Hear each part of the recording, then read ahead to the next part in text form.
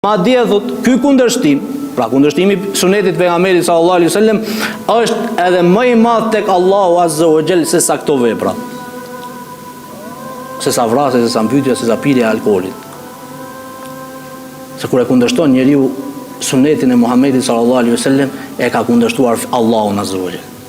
Për këtë arsye ai që pin alkool bën gjuna, ai cili bën aromalitet bën gjuna, nëse pendohet Allahu azza wa jall, ja fal. Ama kundërshtimi i sunetit është më i rrezikshëm se sa gjunahet e mëdha që njeriu i bën.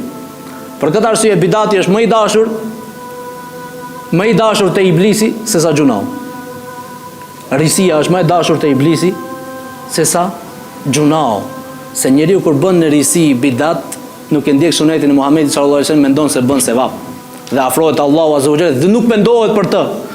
Ama kur bën gjuna, besimtari e din se bën gjuna dhe ndjen keqardhje për to. Dhe nëse pendohet, Allahu azza wa jalla ja fal dhe ja shlyen dhe mbetet në suazat dhe kornizat e ehlus sunnetit dhe xhamatit.